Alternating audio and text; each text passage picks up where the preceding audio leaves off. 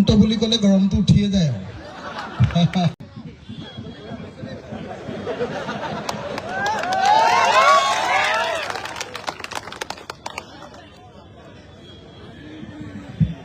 হিমন্ত বুলি ক'লে গৰমটো উঠিয়ে যায় আপোনালোকে বিধানসভাত দেখিছেনে নাই?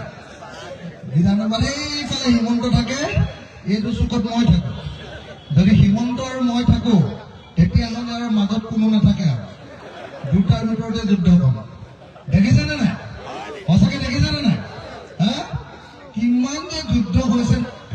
সেইদিনা যে কি যুদ্ধ হৈ দেখিছেনে? লাষ্টৰ যিখন বিধানসভা অধিৱেশন, লাষ্টৰ বিধানসভা অধিৱেশনখনৰ যুদ্ধখন চাইছিলেনে নাই? হিমন্ত বিশ্ব শৰ্মাই, মই ভাষণ দি আছো, কি কয় মানে হিমন্ত বিশ্ব শৰ্মাই সেইদিনা অসমৰ চাহ বাগানৰ ওপৰত ভাষণ দি আছে। ভাষণ দি থাকোঁতে কংগ্ৰেছৰ MLA, তিতাবৰৰ MLA কি বৰুৱা আছিল আমাৰ, ভাস্কৰ বৰুৱা, ভাস্কৰ বৰুৱাক বিৰাট দম দিছে। বোলে দেখিছে কংগ্ৰেছক দেখিছে এনেকে গালি পাৰি আছে।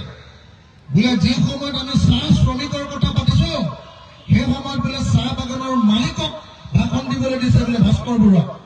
এনেকে বুলি দম দি মানে কংগ্ৰেছক ঠাণ্ডা কৰি আছে। মই শুনি ৰৈ আছো, মই বোলো ৰ বাবা তোক ৰৈহে আছো, মই কোনডোখৰত ধৰি ৰৈ আছো, এনেকে ৰৈ আছো মই একদম জোপ লাগি ৰৈ আছো।